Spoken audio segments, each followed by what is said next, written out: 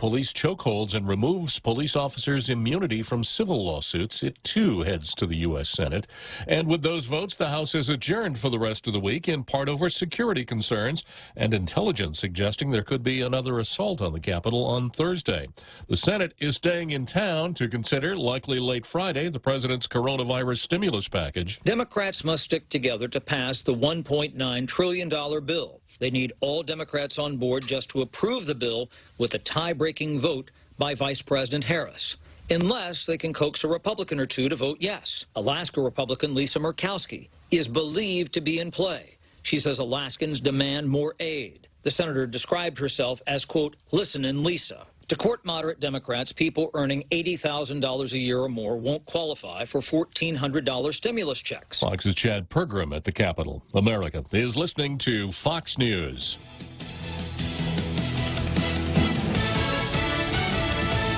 When's the last time you looked at your homeowner's insurance? An easily overlooked part of covering our home is what's inside of it. Over time, we buy things we don't want to lose, but don't update our contents coverage. The smart thing to do is get the answers and level up our insurance to make sure we're totally protected. That's the Insurance Extra Point. Get out there and make something good happen today by calling Guahan Insurance Services at 475-1162 or visit us at the Camacho Landmark Center in Tamuning. The vaccine is officially here, and we aren't just talking about the COVID vaccine, but a financial vaccine at Bank Pacific. We may not be doctors, but we can help you with your financial health. Whether to take advantage of today's crazy low rates, or just a local bank that has your back. At Bank Pacific, we want to help make 2021 your best year yet. Because for 66 years, where others put branches, we place roots, and we're rooting for you. Equal housing lender, member FDIC. New York's Governor Andrew Cuomo has apologized for his interactions with 3 women who charge sexually inappropriate conduct. But the governor telling a press briefing on Wednesday he's not going anywhere. I'm not going to resign. I work for the people of the state of New York. They elected me, and I'm going to serve the people of the state of New York. The state's attorney general is beginning an investigation into the women's allegations, and reportedly the FBI is probing the governor's handling of state data on deaths from COVID-19 in nursing homes. California will begin setting aside 40% of all of its coronavirus vaccine doses for the state's most vulnerable neighborhoods in an effort to inoculate people most at risk from the virus. Sources close to Governor Newsom say they will also revise the metrics used to determine when businesses can reopen to restore the state's economy more quickly. President Biden sharply critical of decisions by the governors of Texas and Mississippi to end the mask mandates in their states. The last thing we need is the Neanderthal thinking that in the meantime everything's fine, take off your mask, forget it. It still matters. The president says his order to wear masks on federal property and in airports still stands. The state of Texas says more than 100 illegal immigrants have tested positive for the coronavirus since January, but had to be released. It's part of a surge at the border, which includes a sharp increase in unaccompanied minors, putting pressure on the administration to act. In the Big Bend sector of Texas, Customs and Border Protection figures show a 141% increase in juvenile apprehensions compared to the same period of time last year. They're up 122% in the Del Rio sector and 96% in El Paso. All of the border states combined, the year-to-date hike is 64%. Fox's Casey Stigall. And I'm Jack Callahan. This is Fox News.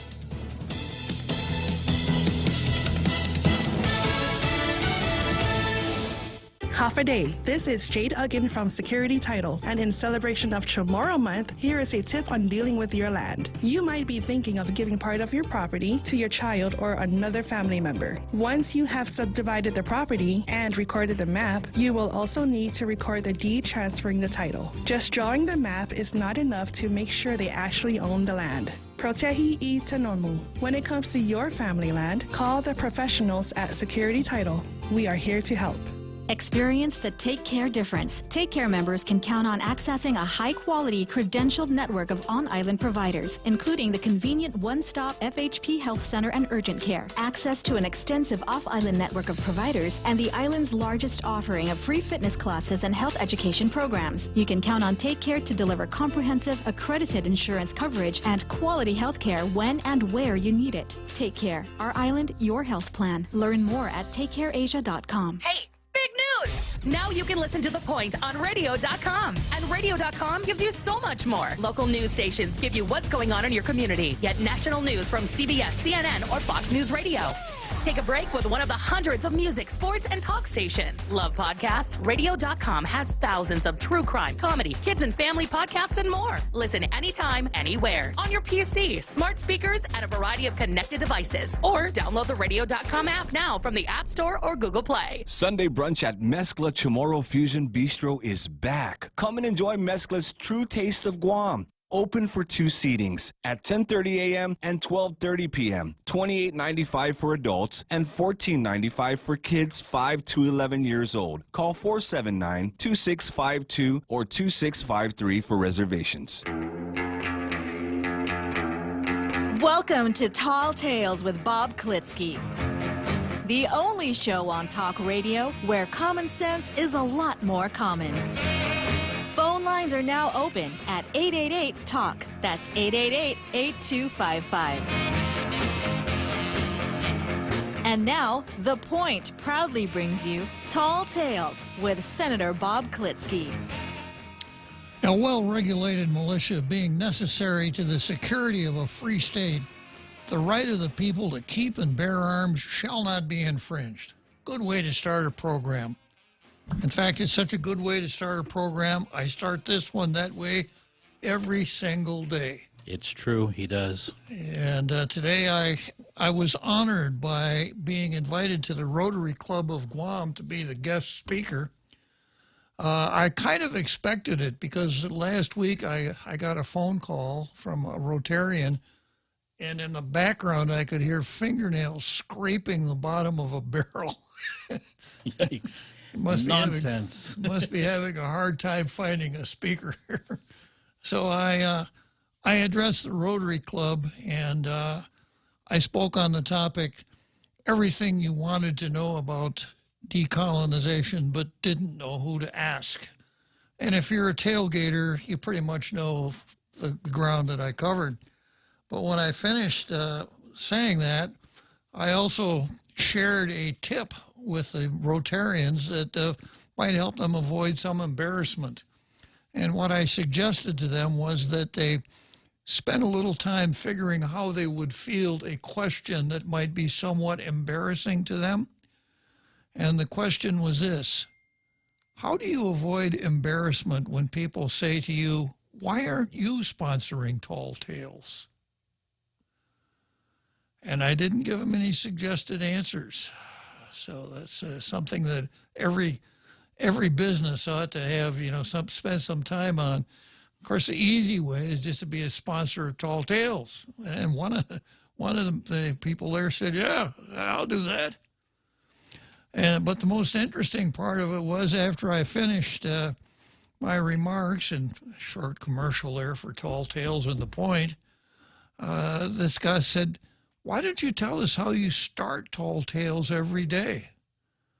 And of course I said, a well-regulated militia being necessary to the security of a free state, the right of the people to keep and bear arms shall not be infringed. And that was, I think, exactly the right pitch for that particular audience. Okay, so we move into Zemi Ikotny.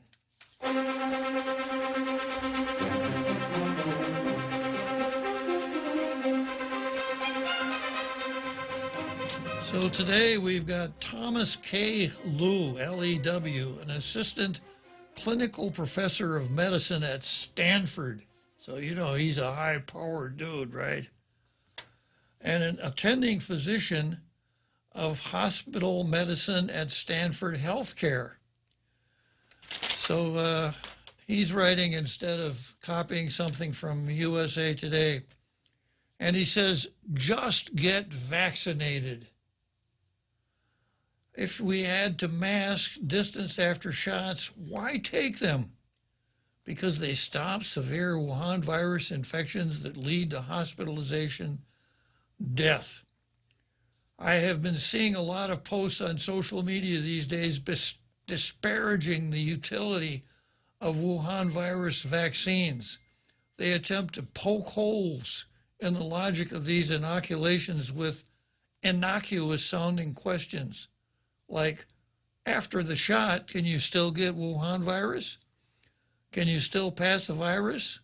Do you still need to wear a mask and socially distance? Same thing I would be wondering. The answers are yes, yes, and yes, but these questions are not justifications for not getting the vaccines. That is faulty reasoning, especially now that the Food and Drug Administration has authorized Johnson & Johnson one-shot vaccine. We need to fight disinformation campaigns and change our message. Widespread use of the vaccine is the best way to stop this pandemic, save lives, and return to normalcy. No.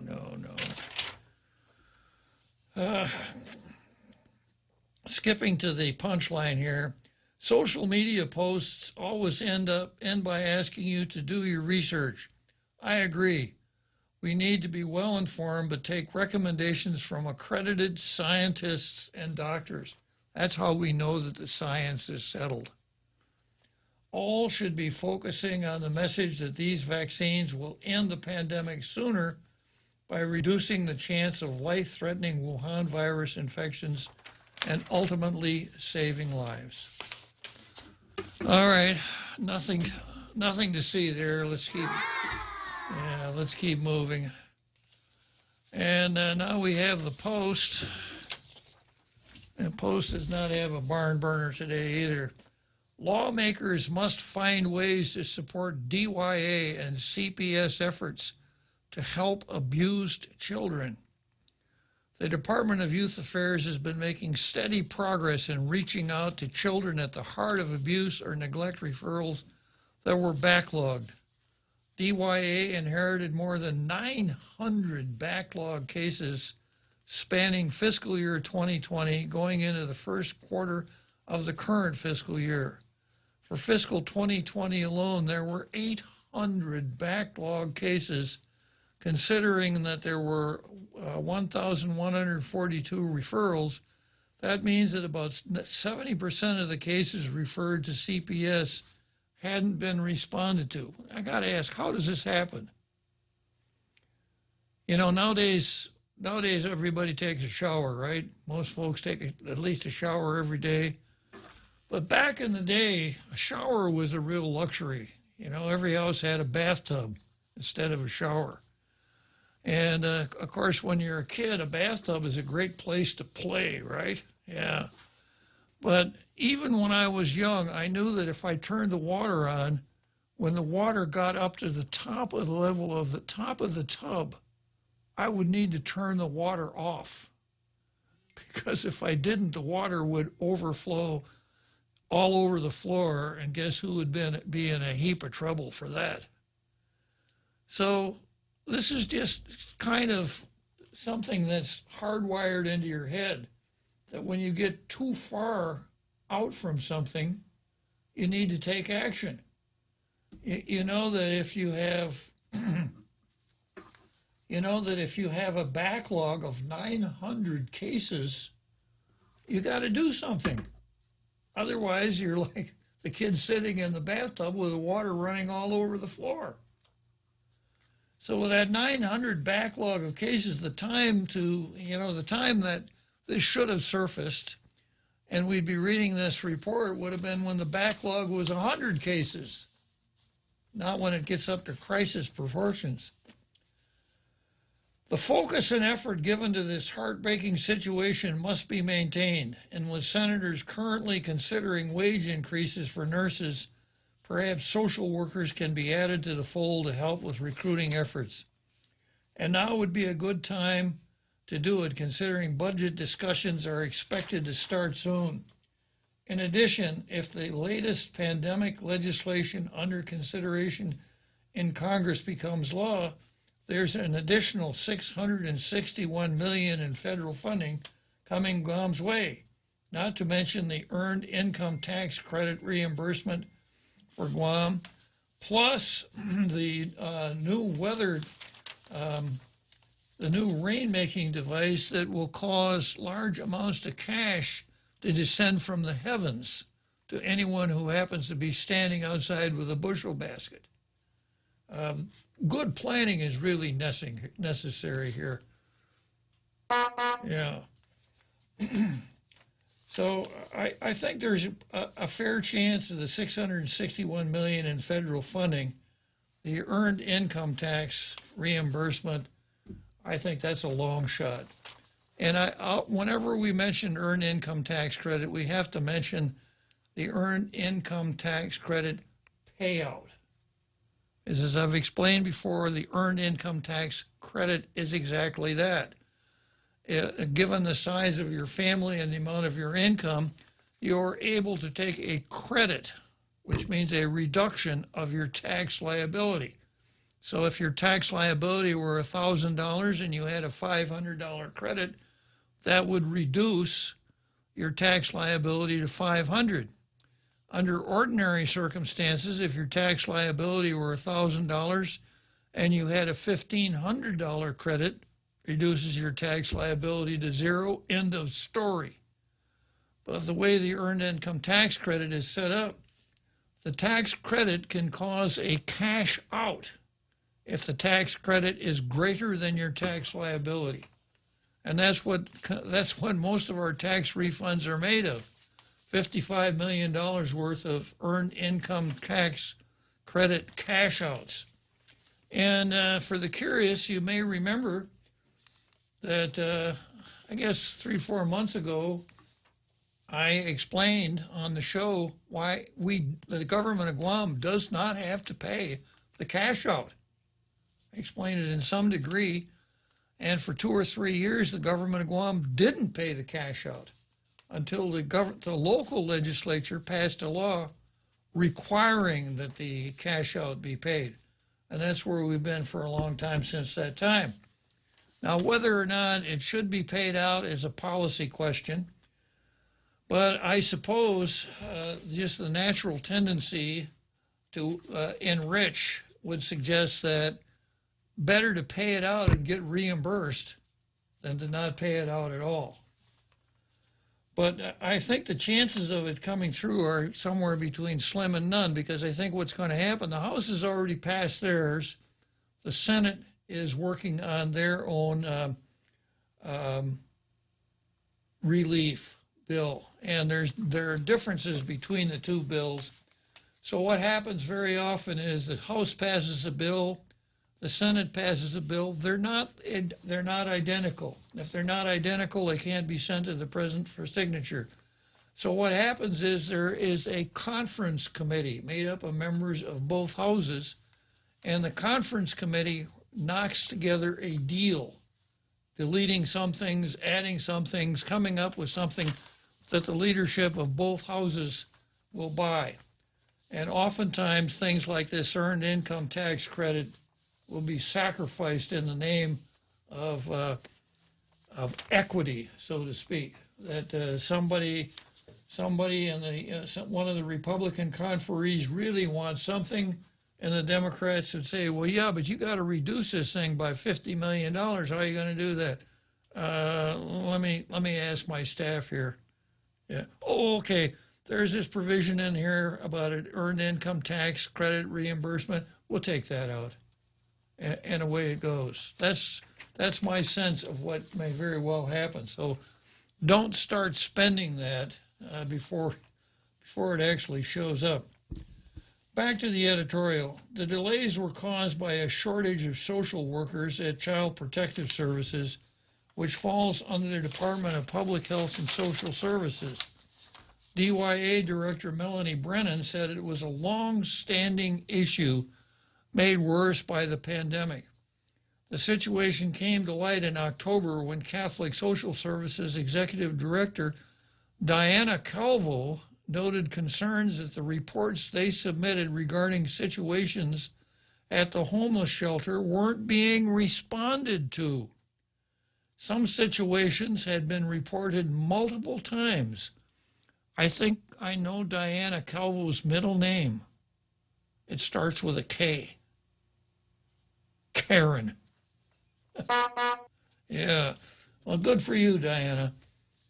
Governor Leon Guerrero signed Executive Order 2021-02, moving CPS from public health to DYA. Brennan, who said she expects to complete the backlog in about 3 weeks, also noted that while the situation is improving in terms of responding and working to ensure children are safe, it is still very overwhelming. Now, here we go again. Very overwhelming. Just say overwhelming twice.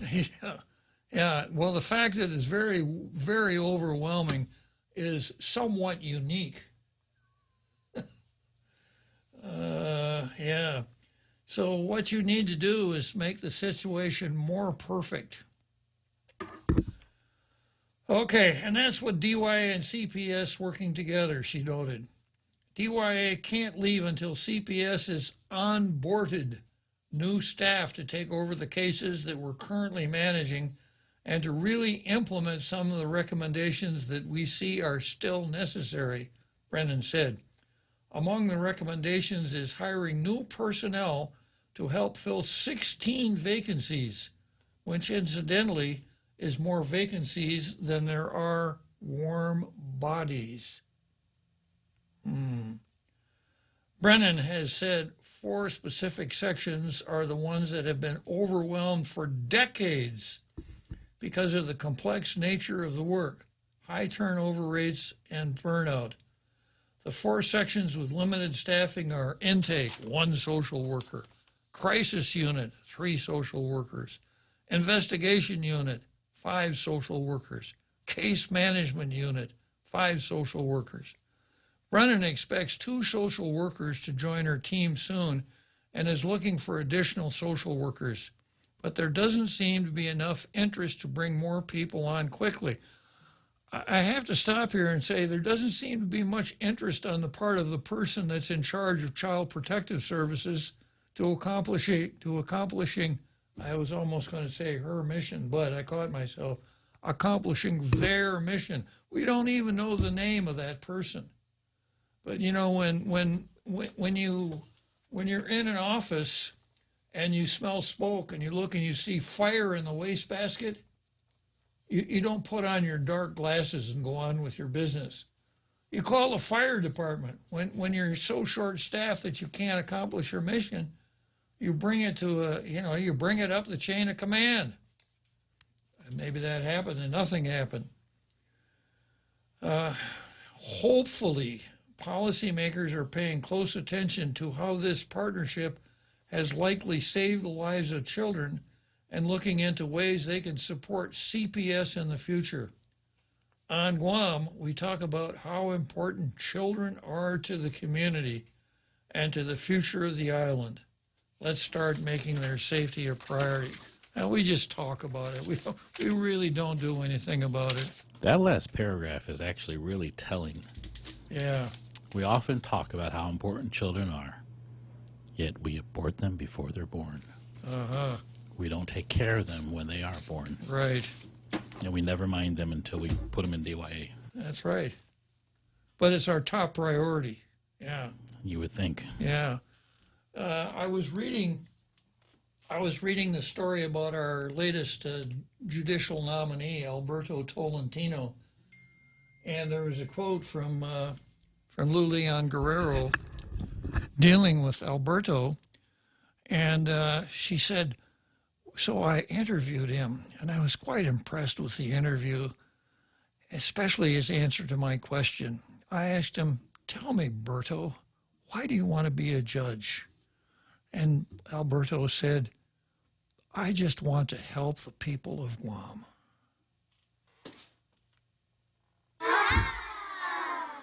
Yeah, just amazing that he would come up with an answer like that, huh? I would have thought he might have said, because I look so good in black. because he said, I'd like to have everybody stand up when I walk into the room because the pay is pretty good and it'll be my job for the rest of my life. No, he didn't say any of those. That didn't enter into it at all. He just wanted to help the people of Guam.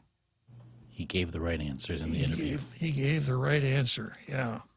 And according to the governor, so, you know, I thought I would appoint him judge because he just wants to help the people of Guam. I suspect if you asked Lou, why do you want to be governor? I just want to help the people of Guam, right? Everybody who's ever run for senator, why do you run? I want to help the people, right? Yeah. So the point of this little sidetrack here is that we're really good at saying the right thing, even though the sound of the words have no meaning whatsoever in the context in which they're uttered, and no one considers those statements as binding on anyone. And that's kind of the political reality that we face. Okay, talking about political reality, let's go on to the card. Time for a break before that, Jose? Sounds good. Let's do it. The Extra Point with Jerry Roberts of Guam Training. Hi, I'm Jerry Roberts, and every day on The Ray Gibson Show, I get to comment on the incredibly diverse, fun, challenging, sometimes frustrating, often exciting, but always interesting world of work. I hope you'll be there with us. You can find daily transcripts of The Extra Point at guamtraining.com. Tune in every weekday morning at 7:20 for The Extra Point with Jerry Roberts, brought to you by Guahan Insurance Services and First Hawaiian Bank on 93.3 The Point. Sunday brunch at Mezcla Bistro in Hagåtña is back. Come and enjoy Mezcla's true taste of Guam. At only $28.95, enjoy your Sunday with your friends and family with their free-flowing house mimosa or house draft beer. Open for 2 seatings at 10:30 a.m. and 12:30 p.m. Let Mezcla serve up your favorite local foods. Call them at 479-2652 or 479-2653 to book a reservation. Limited seating available. Mezcla reminds everyone to be safe and stay sanitized. Sunday brunch at Mezcla, a true taste of Guam. Welcome back to Tall Tales with Bob Klitzkie, Guam's single voice of reason. Call now, 888-TALK. That's 888-8255. Okay, so the card. I have my program notes here, and starting out, CLTC Chairman Regis is, quote, looking into Hattick Gate at the CLTC. Now, Hattick may have a role in leasing submerged lands. Leasing lands under the ocean. But we'll get into that in the card. If you are a Jack Hattick fan, you will think that's a good idea to let Jack get involved with some potentially valuable leasing projects to lease submerged lands. Jack made his name as a baseball player. He's a pretty good baseball player.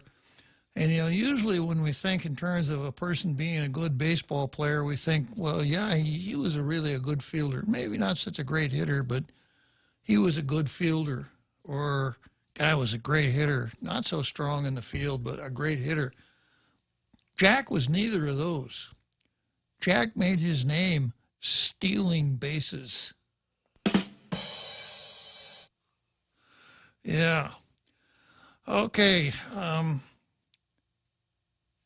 The Speaker of the Guam Legislature spoke at the oversight of the judiciary. And did she speak or what? Personnel matter, anybody? I was aghast when I read the Guam Solid Waste Authority manager's remark about waste to energy. I was simply aghast. It took me a while, but that's pretty funny. Mm-hmm. Okay, equity and equality sound alike, but they're actually opposites. All right, I've got four new items on the card. They're all pretty interesting. As usual, we add a great deal of interest to the show with your phone calls when you dial 888-TALK or when you post pithy comments on Facebook here. And notice I do not have a lisp. Okay, let's start out with Jack versus submerged lands. Land Trust offers no details on proposal to lease submerged lands. No details. Well, then it'll be much more difficult to catch them in misstatements. The Chamorro Land Trust Commission held 2 public hearings on a proposal to make all the submerged land in its inventory available for commercial use. Members of the public, including Speaker Therese Terlahi, said the Land Trust needs to provide more information. Edwin Regis with the Bureau of Statistics and Plans, better known as BOSAP, said the proposed commercial lease of submerged land trust property could conflict with the 1974 Seashore Protection Act, which guarantees public access to the island's nearshore water from the coastline to just beyond the reef. I believe that the proposed rules would jeopardize that freedom, Regis said during Tuesday's public hearing. Regis, who administers the Coastal Management Program, said their proposal also doesn't specifically define the type of activity that would be allowed on submerged lands. That, in contrast to land-based leases, he said, which are governed by zoning laws. The Land Trust holds public land for benefit of eligible applicants who are allowed to receive long-term agricultural and residential leases that cost $1 a year. The Land Trust also issues commercial leases to generate revenue to pay for Land Trust operations and its programs. The purpose of the public hearings was to receive comments on the proposed resolution that would declare and designate all submerged land within the Land Trust inventory for agricultural, aquaculture, and commercial use. Now, submerged lands is water underneath the ocean out until the 3-mile limits. I don't remember all the details of this, but there was a deal, maybe even an act of Congress that deposited title to submerged lands in the government of Guam. Yeah. TITLE? Yes. TIDAL. Depends on the phase of the moon. Right. No, that's well, my question is, you know how they measure property from 3 feet up from high tide, right? Is where your property line ends? I don't remember all of the details on that, but I know that there is the concept of the Montesini Dueña, water's edge to high tide. Right. And I don't know if... Is that conversely for the submerged land? I beg your pardon? Is that conversely for the submerged land? Right? How you would measure 3 miles out? You mean where do you start measuring? There is an answer to that, and I don't know what the answer is. I think it probably has more to do with astronomy than where the water actually laps up on the shore. Mm-hmm. But I don't know. Believe it or not, Jose, for once, I don't know. Yeah, we'll erase this part of the show. Okay. In the spirit of Gov Guam. Yeah, so the submerged lands then, except for the submerged lands around Naval Station and Anderson, are the property of the government of Guam. And the Land Trust wants to lease the submerged land for agricultural, aquacultural, and commercial use. Now, they did such a bang-up job with real property. I can just imagine what they're going to do, with the ocean. Unanswered questions. Speaker Terlahi on Saturday had several questions about submerged lands, none of which were answered during the public hearing held online. Surprise, surprise. Since the board will be considering this testimony, I wanted to, and I think she means the commission. There's no board at the Chamorro Land Trust Commission. I wanted to ask if there were maps available that we could see for which submerged lands we're talking about today. It says all submerged lands in the resolution, and I wanted to know what is the inventory of the Chamorro Land Trust regarding submerged land. Boy, Therese Terlahi asking, how does she expect them to know that? Terlahi also asked if the proposed agricultural and aquacultural leases could be considered commercial leases, or if they would be similar to existing land-based agricultural leases. So if they're like the agricultural leases, let's say my name is Paul Pescadot, and I want an acre, off Alapod Island, where I can go out and do my talaza, etc. Could I be granted that lease for $1 a year, like the real property leases?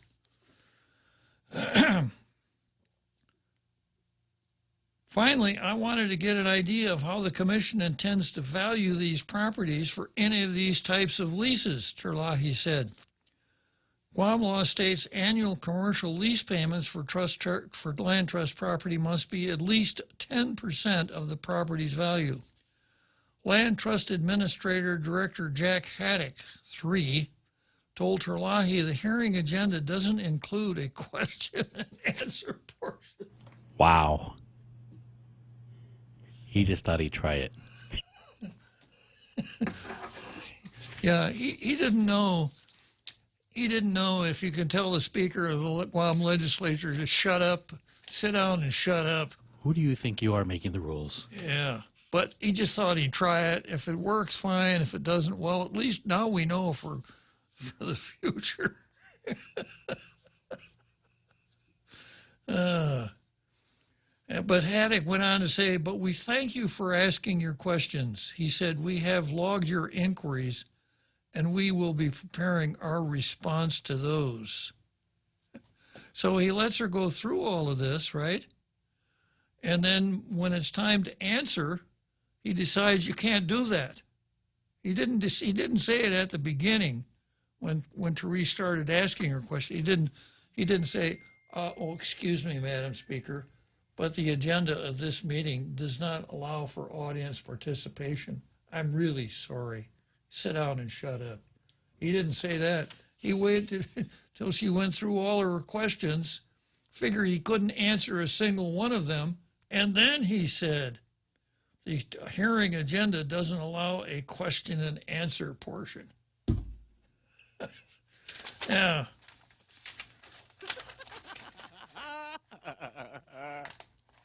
Terlahi responded, I appreciate that the answers might not be available today, but I know what you're having. I know that you're having a second public hearing. There are some people who are watching on Facebook and maybe watching later as well. Plus, I'm sure Klitzkie's going to talk about this on Tall Tales. And I think they would like to know some more information. So if you could explain the rationale, I think that would be very helpful. The Land Trust, during its Tuesday public hearing, did not provide any information about the proposed resolution. Quote, I'm just wondering if there's any information regarding this hearing, said Jeffrey Kitigwa, who logged in to speak Tuesday. Basically, just what it's about and the purpose of it.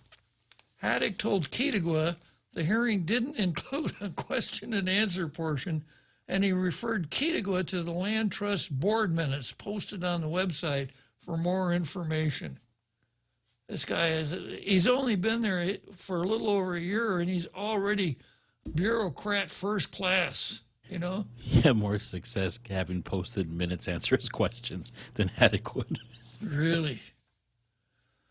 Okay, the Land Trust during the last month's meeting noted several months of board meeting minutes are incomplete because of the poor quality of the audio recordings. Mr. Kitigwa, go to the website.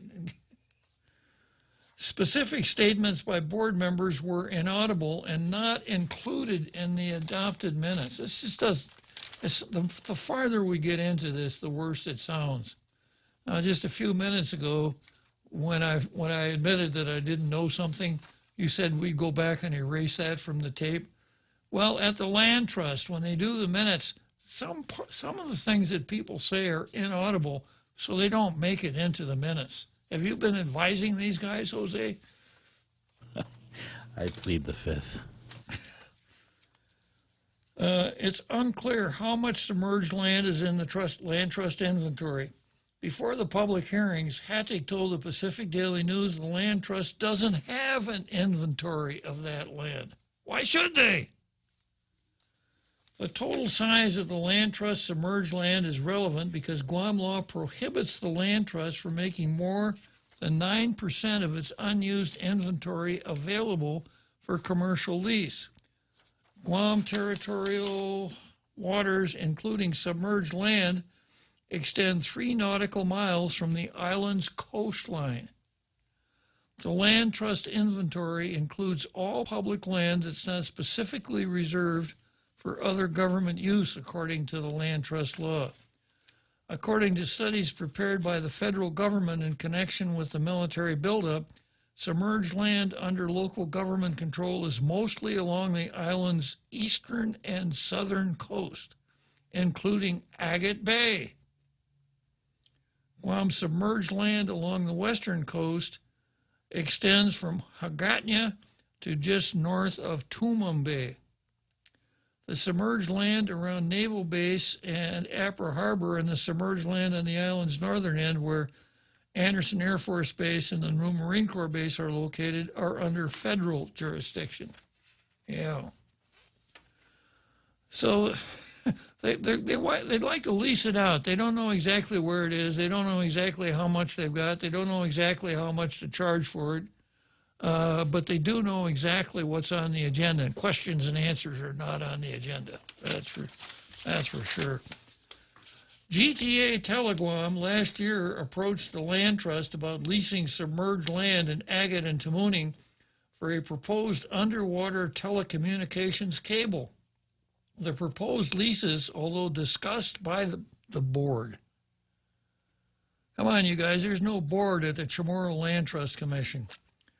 Weren't approved pending completion of the commercial leasing process required by Guam law, including declaring the submerged land trust property available for lease. The Land Trust has proposed making all of its submerged land available commercial lease, not just the site GTA is asked to lease. The Land Trust is in agreement with the Guam Economic Development Authority to manage the leasing process and collect payments once those properties are officially declared available. The next meeting is March the 18th. So when is somebody, and it's going to have to be somebody at the legislature, when is somebody going to take a hold of the Chamorro Land Trust Commission and fix it? It is so broken. I mean, going all the way back to a couple of years ago, all the way back to the Barragata Heights properties, et cetera. And it wasn't just those incidents, but it pulled the curtain back to see that nothing had been done right from the very beginning of the Chamorro Land Trust. Chamorro Land Trust commissioners are supposed to promulgate rules and regulations. Since 1975, they haven't done it. They don't follow the rules that are in place. They kind of make things up as they go along. And I spent a fair amount of time here on John Regis looking into the activities of Jack Haddock, the manager of the Land Trust, when Jack Haddock confessed to forgery at an open meeting of the commission after one of the land agents named Lydia Talou dropped the dime on him. That he didn't coerce her. He said, I added things to her report, is basically what he did. So I went through the chapter, Title IX chapter on forgery. All the elements of forgery are there. And what happened at that meeting was after Talou dropped the dime on Haddock, and Haddock confessed, yeah, well, she didn't change it. I changed it myself. Turned it in as her report. see if I could get away with it. If I could, fine. If not, well, at least we know. At least they can't ask me questions. Right. So the chairman, Regis, the chairman of the commission, said, "That's it. We're not going to entertain any more business today. That's all." So now the next thing we find out here is a potentially valuable asset, submerged lands, in this era of subterranean, or not subterranean, but sub-ocean cables, many of which land on Guam already, and I suspect that there might be more. Aquaculture, all of the other things that you could use the ocean for, to let this group have access to that. I wouldn't trust this group with a lemonade stand. After Hattick's performance before them, and now the chairman says, well, I'm not going to use the word investigate. He says, the chairman, John Regis, says,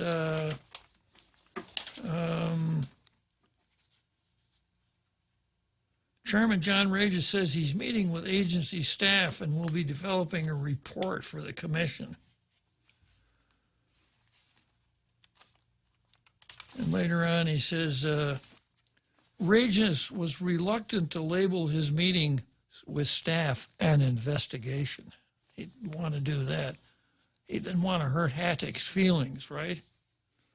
From there, if it does deal with the director, an employee of the agency, I'll be working with our legal counsel just to understand what will be the necessary next steps. Right now, I'm just meeting with the land agents, etc. Once I put it all together in a report, I'm going to get the agency's legal counsel's help and support. And another good quote here somewhere.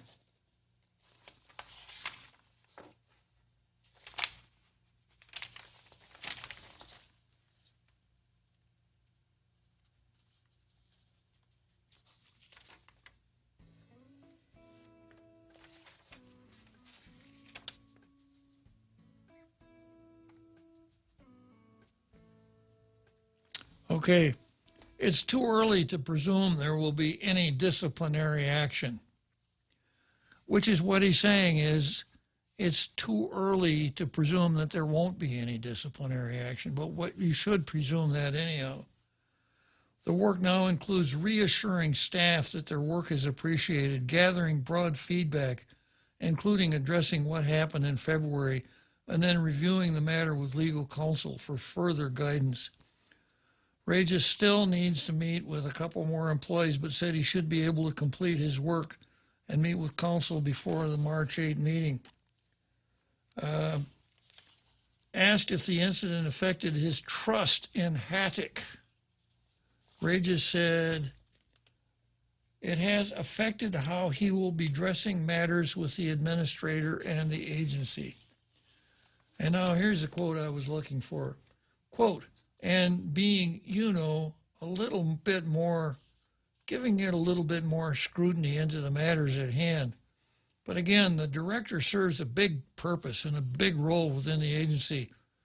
And I'm one who always gives everyone a fair shake. I can't tell you how much I appreciate that. Even somebody who confesses to forgery in a meeting. I think, again, at face value, it may be perceived that we've lost trust. If you haven't, you need to wake up. However, I think going through these interviews with our staff and our team will continue to bring more light into how things will be addressed, or how I will be addressing the agency as a whole, along with the commission members. Well, congratulations, John Regis. You took a relatively uncomplicated situation and you jabbered about it in such a manner that now people are not going to have much faith in you either, at a time when Hattick has really destroyed an awful lot of faith in the commission, and you come along and you double down. Not really good leadership. Okay. Let's take a short break, and then we'll watch Therese Terlahi at the legislature.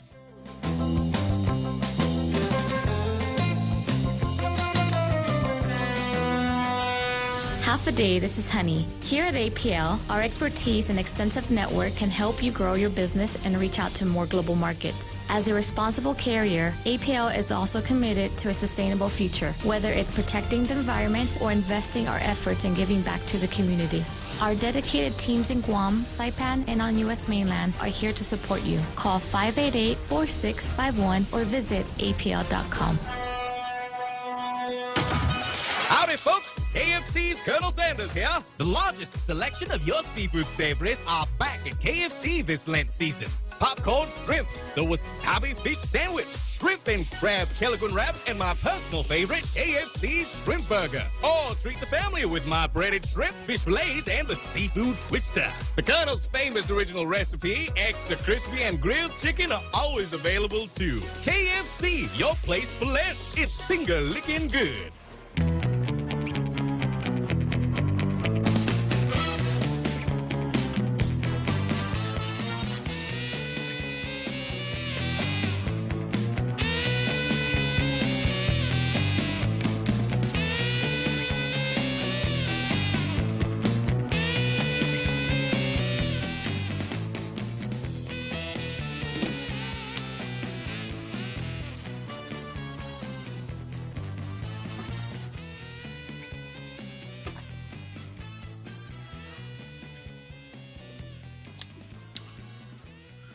Okay, here we go.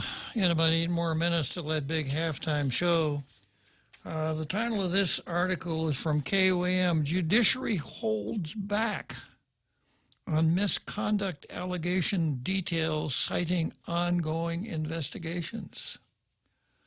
Representatives from the local judiciary appeared virtually before the legislature as senators sought answers about allegations of impropriety in the local judicial system. Speaker Therese Terlahi called the oversight hearing following testimony in drug cases in the federal court alleging the clearing of warrants in exchange for bribes. She held an oversight on the issues during her last term. Today was round 2. Quote, I must address at the outset that by the very nature of our mandates and the sacred protections we are duty-bound to uphold, the judicial branch is limited in responding to matters that could affect ongoing or potential court proceedings, which includes matters under investigation, Chief Justice Phil Carbolito said. I would like to begin by respectfully reminding this body, the media, and the members of the community what our branch is entrusted to safeguard and how this limits what we can publicly respond to. Despite Carbolito and his management team making it clear they are unable to present specific details, this didn't stop the Committee on Justice from inquiring on the repeated allegations made in district court of misconduct by Superior Court marshals for vacating warrants in exchange for bribes, and the previously named federal offenders and law enforcement officers involved. In that case, there were defendants, of course, Mayo, and the other case, it was the Mayor Blas, and then they had alleged involvement by certain marshals. It was not clear from the media whether they were marshals or former marshals, but they mentioned Joey Terlahi. And well, they just mentioned in general probation officers, he said. So I just want to know if you can track by marshal, because the marshals are each assigned about 300 or 400 cases. So if you can track back from a marshal, this is a quote from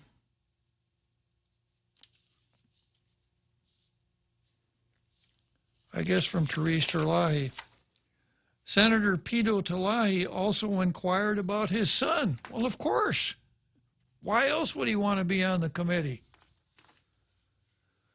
Pito Terlahi inquired about his son, Joey Terlahi, the former Department of Corrections deputy and former marshal, Another question I wanted to ask, was there ever any formal complaint of misconduct filed by the court by Miss Vicki Lynn Tarragao or anyone that was present at a barbecue back in 2017 that my son and marshals were there, probation officers were there, that my son assaulted, tied her up for 3 days and beat her up, and everything was there? Any report of that incident happening?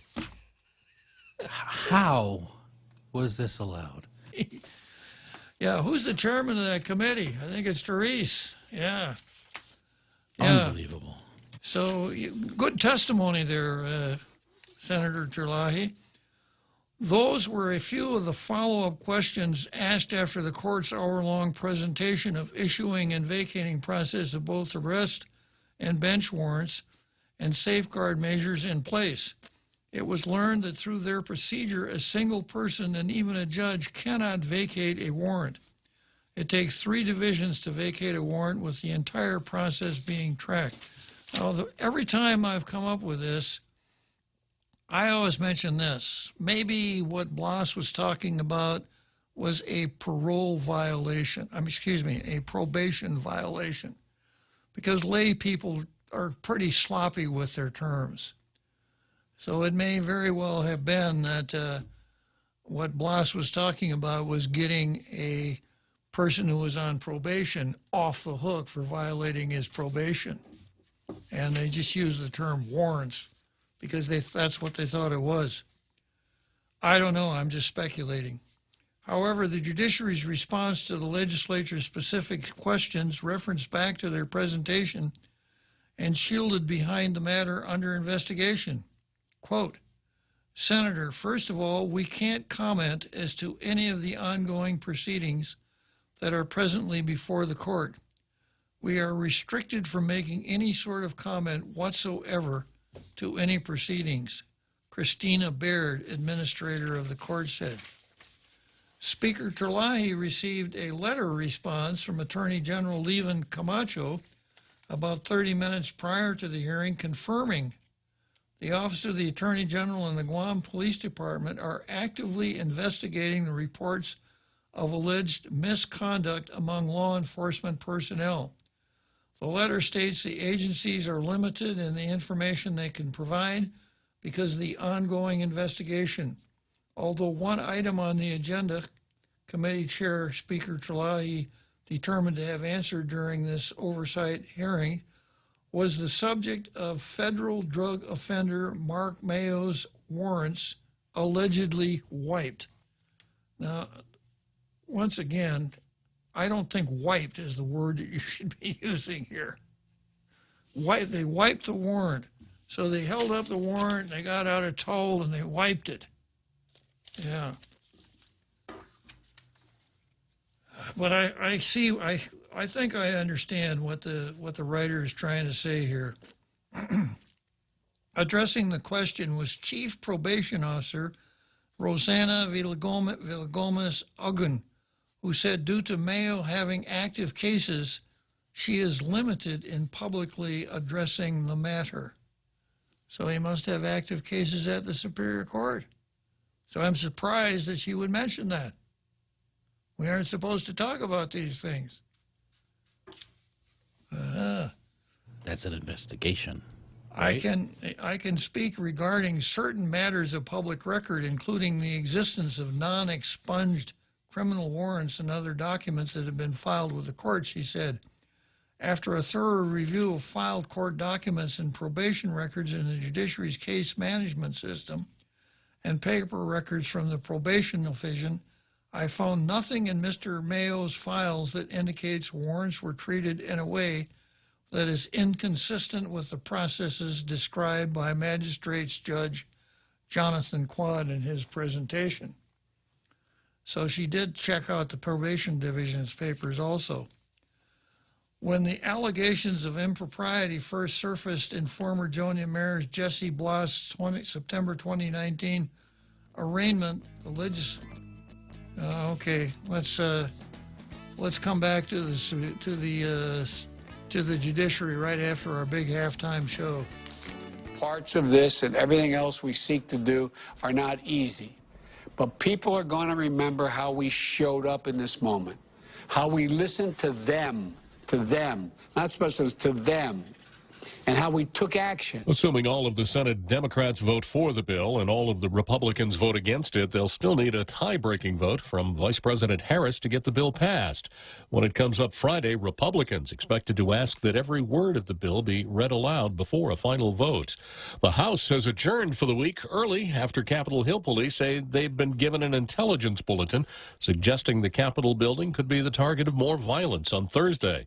Before adjourning, the House passed the George Floyd Police Reform Bill. It would eliminate the use of police chokeholds and create a national database of police brutality claims.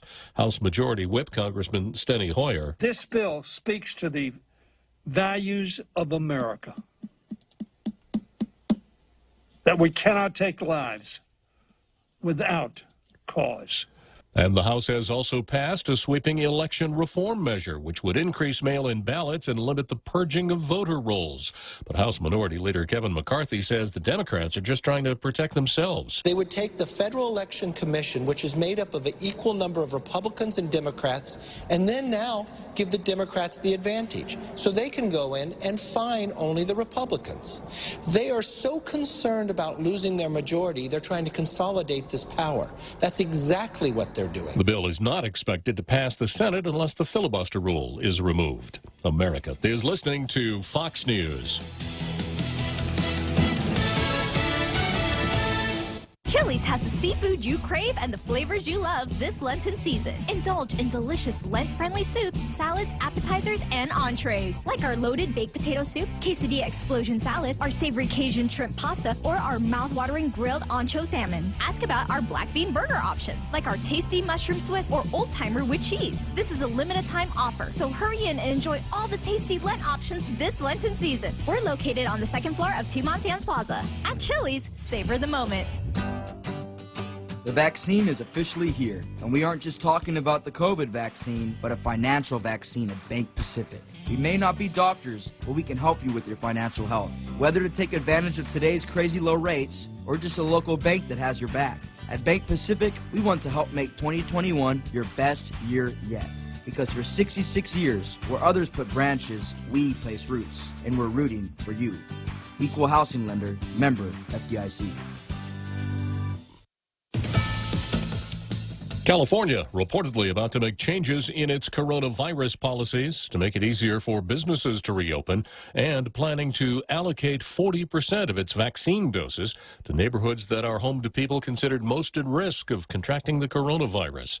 President Biden's pick to lead the Department of Health and Human Services has apparently stalled in a key Senate committee. The Senate Finance Committee split on advancing Javier Becerra's nomination for Health and Human Services Secretary, a 14-14 vote divided along party lines. The Timings Committee Chairman, Democrat Ron Wyden, will send the nomination to the Secretary of the Senate, and it will be up to Majority Leader Chuck Schumer to move a confirmation vote to the full Senate. Becerra was a longtime member of the House before becoming California's Attorney General. Republicans say Becerra lacks qualifications to lead HHS. On Capitol Hill, Jared Halpern, Fox News. Satellite imagery suggests that North Korea may be trying to extract plutonium to make more nuclear weapons. The International Atomic Energy Agency calling the North's activities concerning. One county in the state that gave us George Washington and Thomas Jefferson now considering limits on flying Old Glory. Fairfax County, the largest in Virginia, is considering restrictions to the size and number of flags you can fly outside a home or business, reducing the size of flags you can display to 24 square feet, including the American flag. That size is also much smaller than the flag given to military families who lose a loved one. Daniel Gate is a retired lieutenant colonel in the Army who ran as the Republican nominee for Senate last year in Virginia. Gate says this isn't partisan, it is deeply personal. There's a lot of veterans who feel very strongly about this. Democrat veterans, Republican veterans, we all feel very strongly about this, and I'm personally offended by what they're trying to do here. In Fairfax, Virginia, Mike Emanuel, Fox News. And I'm Jack Callahan. This is Fox News. Mezcla Bistro welcomes you this Lenten season with some of your favorite seafood specials, house-made especially for you. Try our fisherman's platter, fish tacos, grilled local catch salad, spicy garlic butter shrimp, candied salmon, and even our creamy lobster pad ka prao pasta. Don't forget to ask about our Lau Lau Sa Island seafood purse. You will not want to miss this limited-time seafood special, open from Monday through Saturday for lunch and dinner in Agana. Call 479-2652 for reservations. Mezcla Chamorro Fusion Bistro, a true taste of Guam. Half a day. This is Jade Uggan from Security Title, and in celebration of Chamorro Month, here is a tip on dealing with your land. You might be thinking of giving part of your property to your child or another family member. Once you have subdivided the property and recorded the map, you will also need to record the deed transferring the title. Just drawing the map is not enough to make sure they actually own the land. Protehi I Tanonmu. When it comes to your family land, call the professionals at Security Title. We are here to help. Howdy, folks. KFC's Colonel Sanders here. The largest selection of your seafood savories are back at KFC this Lent season. Popcorn shrimp, the wasabi fish sandwich, shrimp and crab Kellogg's wrap, and my personal favorite, KFC shrimp burger. Or treat the family with my breaded shrimp, fish fillets, and the seafood twister. The Colonel's famous original recipe, extra crispy and grilled chicken, are always available too. KFC, your place for Lent. It's finger-licking good. Tall Tales with Bob Klitzkie is brought to you by Guahan Insurance Services.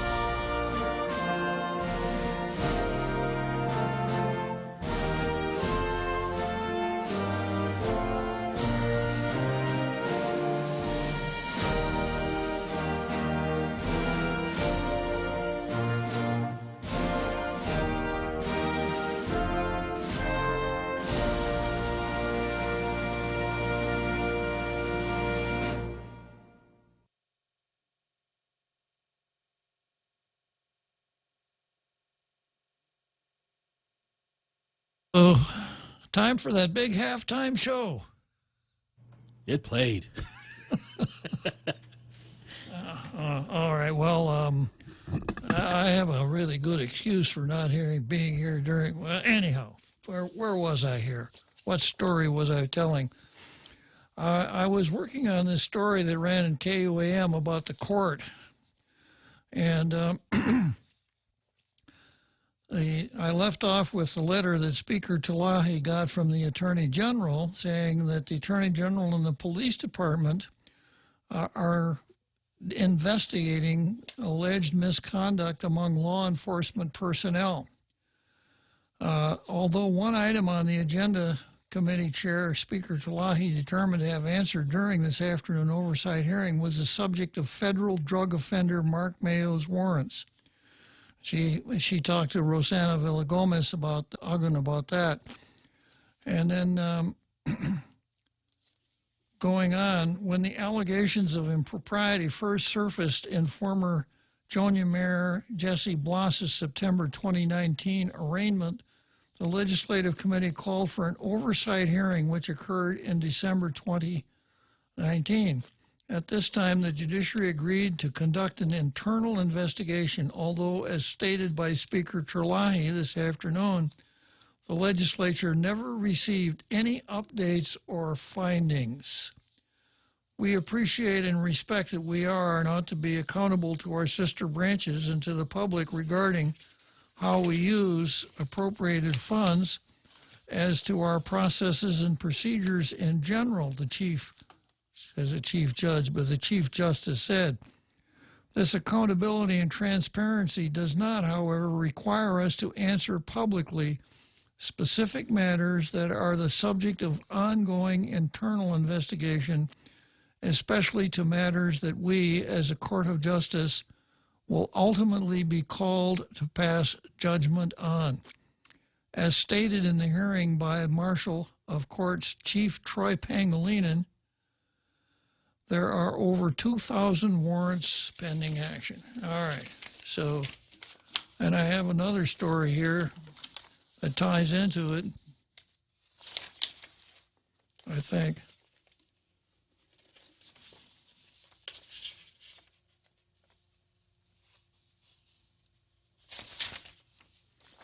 No, maybe not.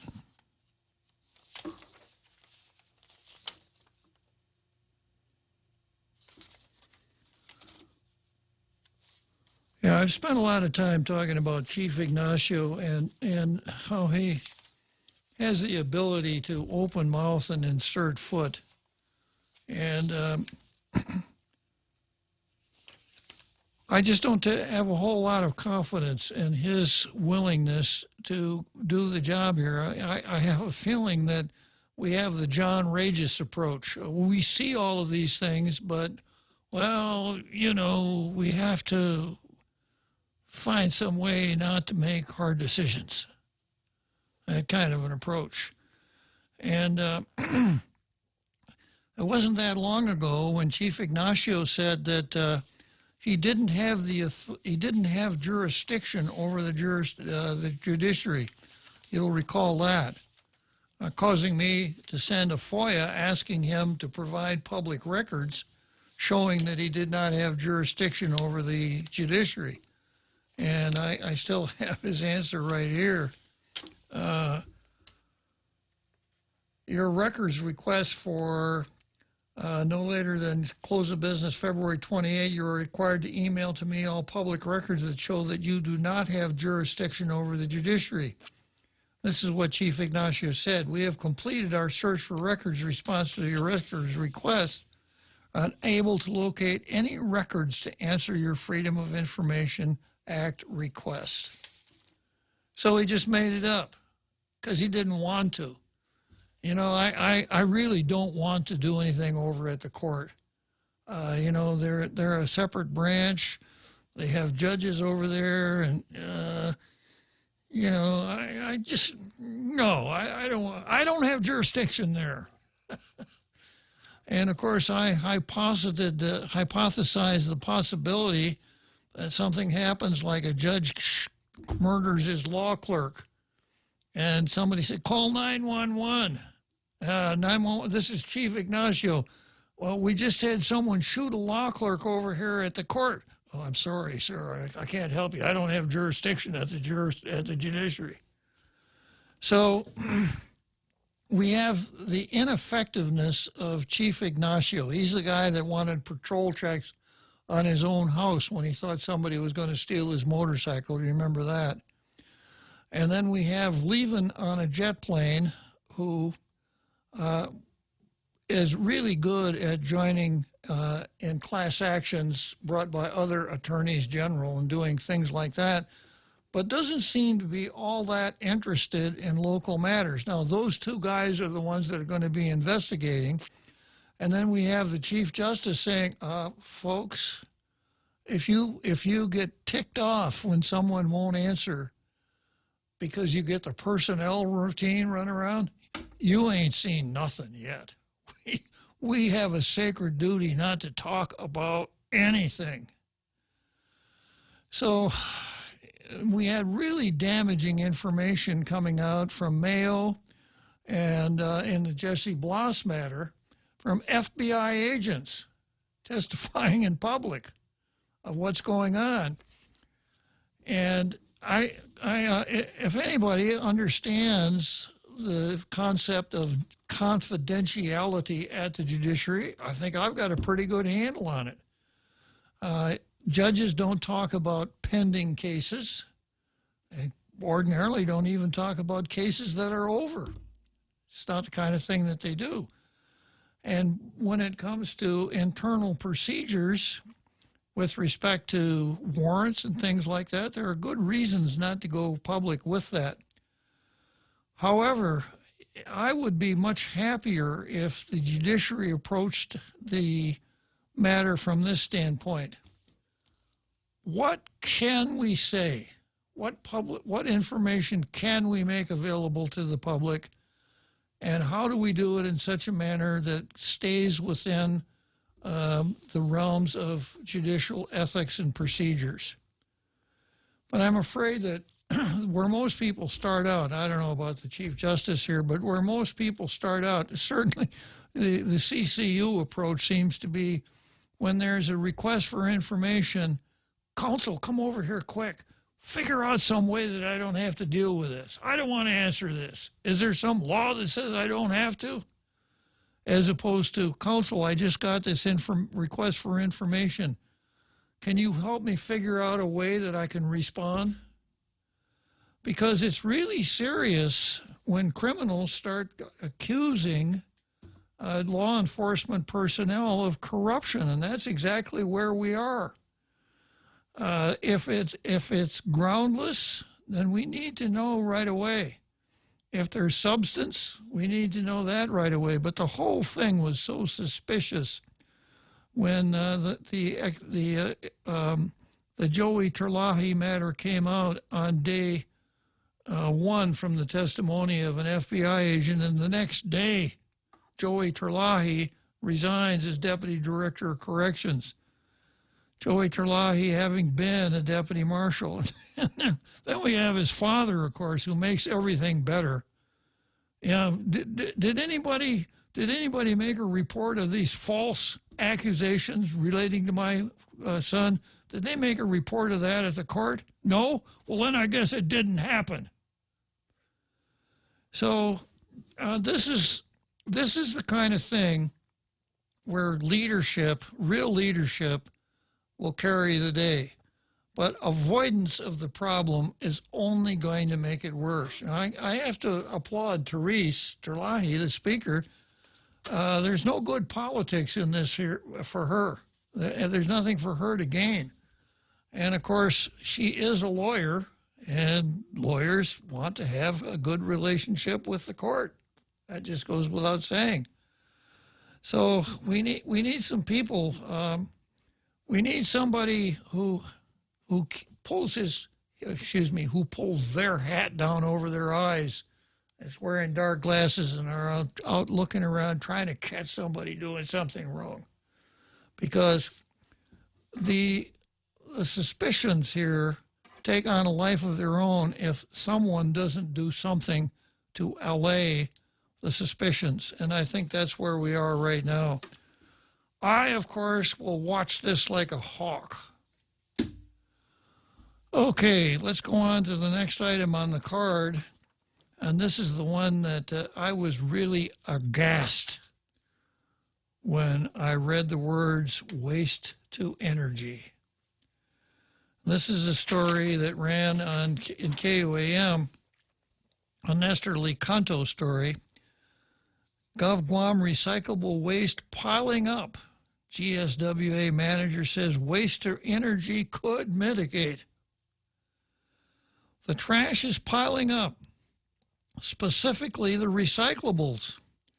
Guam is facing a perfect storm that one solid waste official says will eventually force Gov Guam into making some pretty tough decisions. Guam Solid Waste General Manager Larry Gast, not G-A-S-S-E-D, but G-A-S-T. Larry Gast says we're faced with a double whammy in dealing with the growing overflow and recyclable waste products. First, top buyer China and even secondary markets have drastically reduced their imports of such waste. And as they become even more selective, Guam's output relative to the global market is too small to attract much attention. We are not the Walmart of waste by a long shot. We're probably the Chodi of waste. Everything boils down to eventually the economics.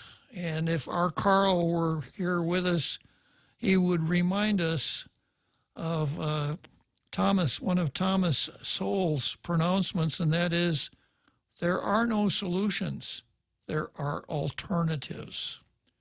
So that's what we're going to be looking at. We're not going to be able to solve this problem. We're looking at alternatives. And of course, we worked a long, long time to put ourselves in this position. Going way back to the early 60s, government of Guam used to pick up the garbage, and they did it with dump trucks, just regular dump trucks, and 55-gallon drums, if you could imagine that. So there'd be 55-gallon drums in front of a house, and of course it takes two persons, to lift a 55-gallon drum and throw it in a dump truck.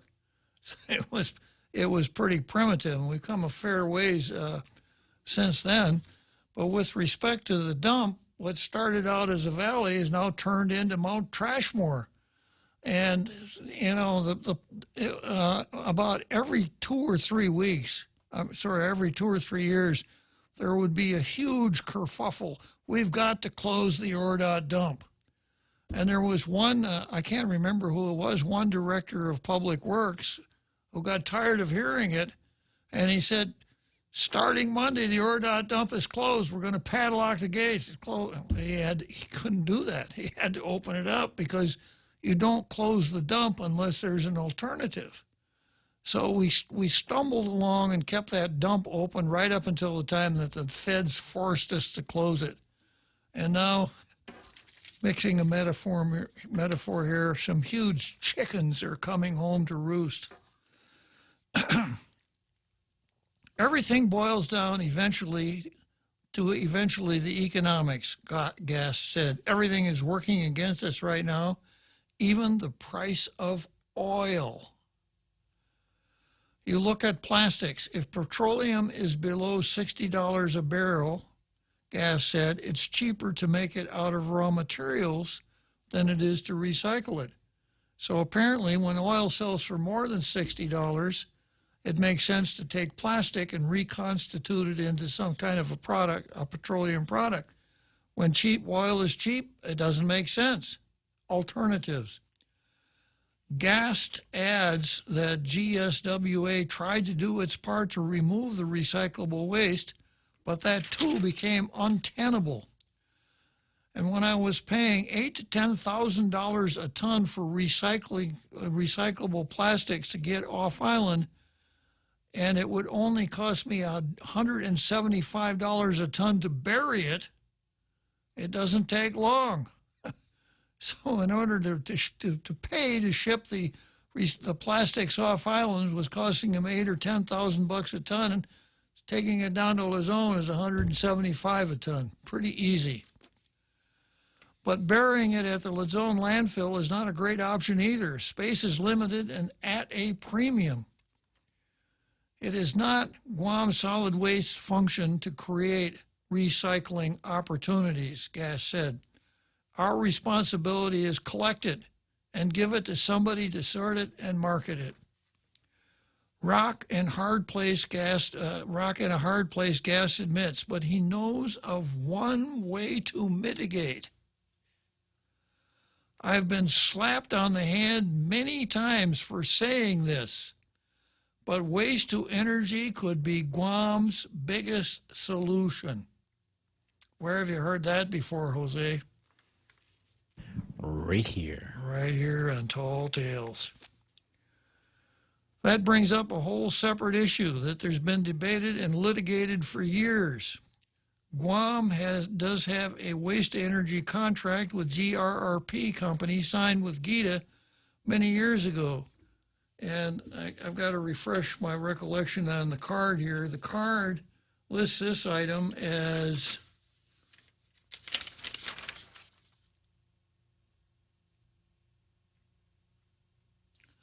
Gast versus the late Speaker Ben Pangilinan.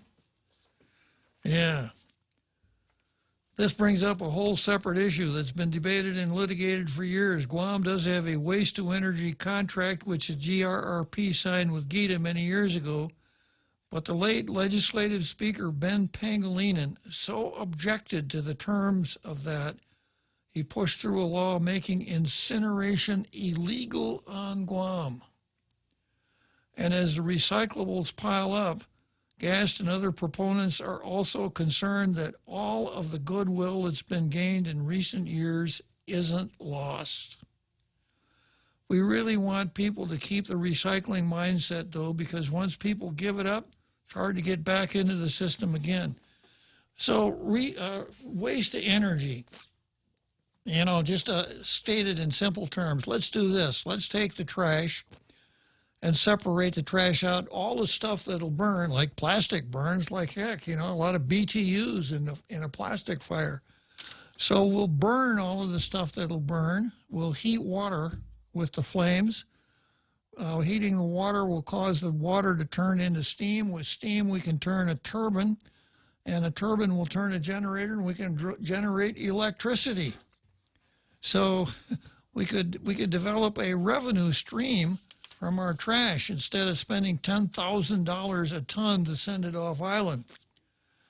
It seems to make good sense, but as I mentioned the other day when this came up, very controversial. Some people really dug their heels in on the recycling thing. Of course, the environmental wackos went through the roof. They don't want you to burn anything. Everybody should have an electric stove instead of a gas stove, right? More eco-friendly, right?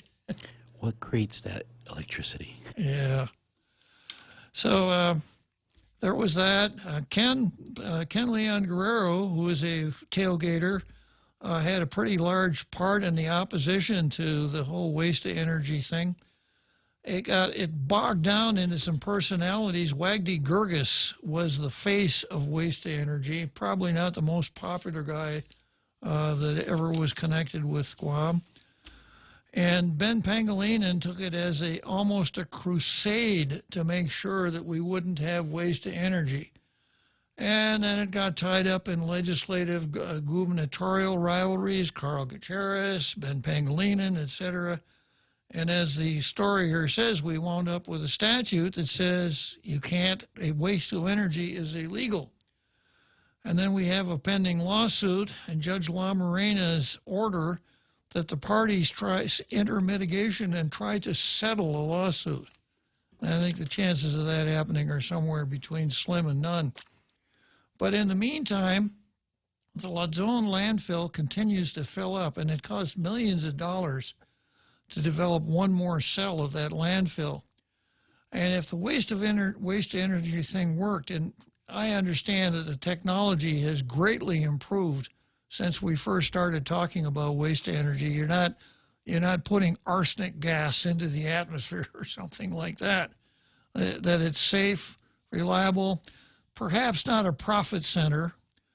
Dave Sablon said that the waste-to-energy could generate, I think, 12 megawatts of electricity, which, given, I don't know what our total consumption is, but it's better than a poke in the eye with a sharp stick. So it would seem to be the only alternative that we can pursue right now, and other than spending billions and millions of dollars building more cells down at Luzon. And, of course, some real heavyweights have come out in favor of waste-to-energy. Peggy Denny. That was the first one that came to my mind. Yeah, I was surprised. When you're talking recycling or things like that, Peggy Denny wrote the book. And, of course, Tall Tales has endorsed waste to energy. And here you got Larry Gast, even though the population is now aghast at what the manager of DS, Guam Solid Waste Authority, said. So with that kind of support, isn't it time that we take a serious look at waste to energy? I suspect that if you asked Dave Sablon that question, he would know the answer. He'd have it right on the tip of his tongue. Okay, moving right along here. Time for the seventh inning stretch.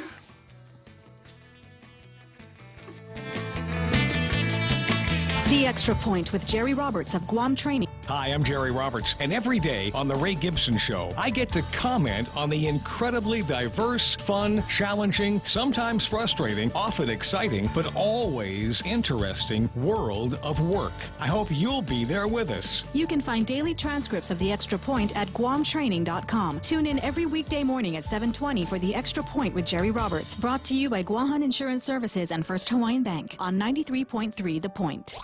Listen to The Point. Any speaker, anytime. Check us out on your FM radio at 93.3, 104.3 HD3, thepoint.gu, Facebook Live, YouTube Live, and tune in.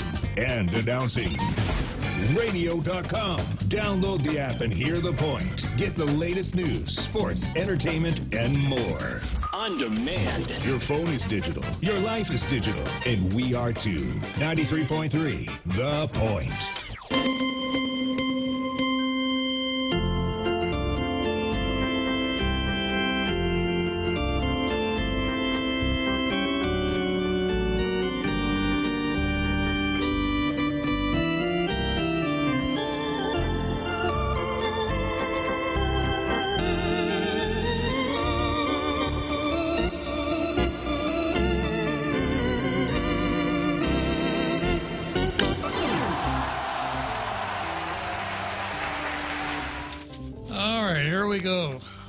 Stretch, as you were, seventh inning stretch, Wrigley Field in Chicago, and I go from there to equity versus freedom. And I have an article here that I picked up at the Spectator website, and it's called "There is No Equality in Equity." Yeah, so I needed to define some terms here. Equality and equity. They sound pretty much the same, kind of like normalcy and normality, but that's not quite how it works. And here's a definition that I got from the National Association of Colleges and Employers. The term equity refers to fairness and justice and is distinguished from equality. Whereas equality means providing the same to all, equity means recognizing that we do not all start from the same place and must acknowledge and make adjustments to imbalances. You getting the point here? Yeah. Equality, no. You know, the all men are created equal. If you can't use the word equity, keep your mouth shut.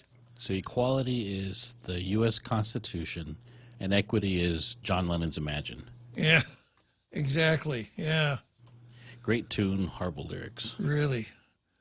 And when we talk about equal protection of the laws, up until now we were talking about equality, that you treat everybody equally.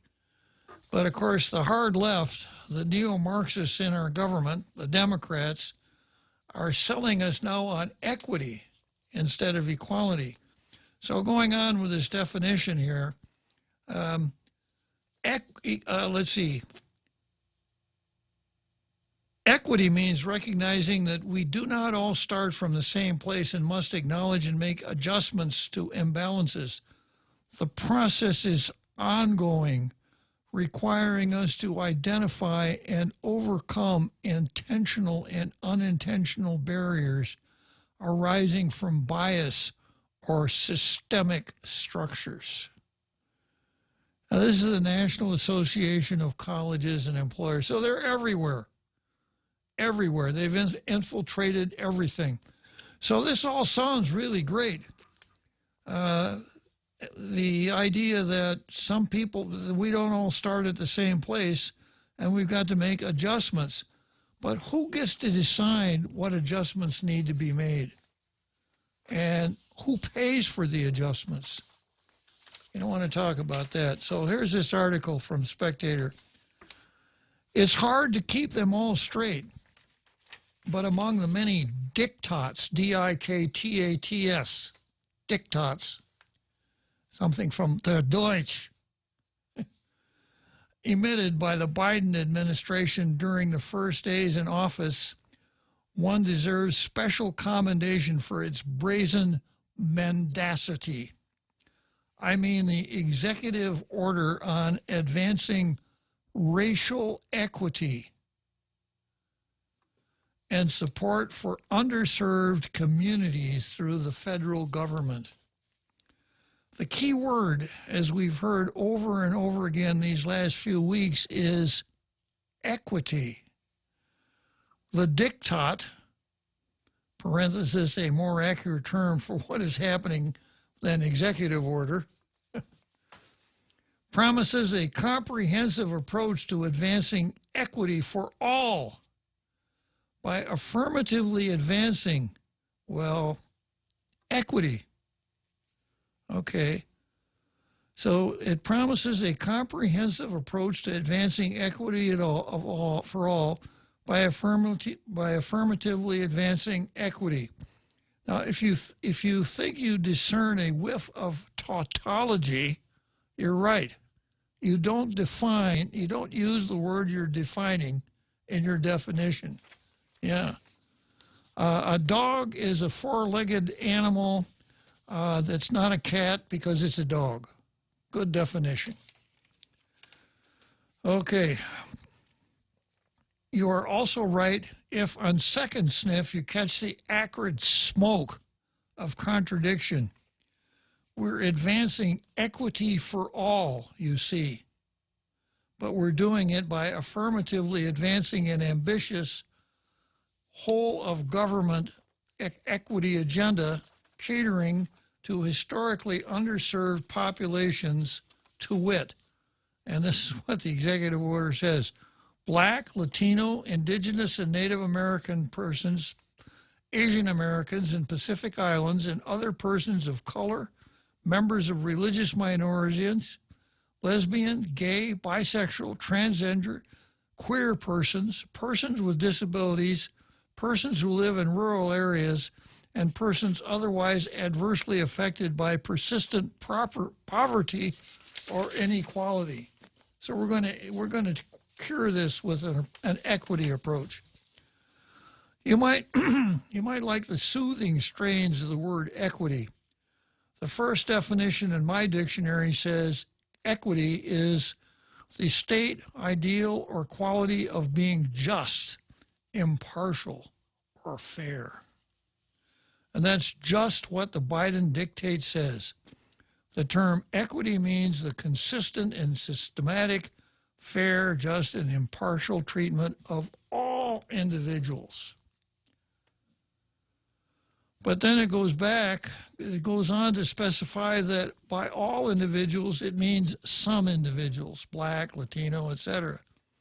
In other words, we're going to pursue impartiality by being partial to certain groups, and just as important, by penalizing other groups.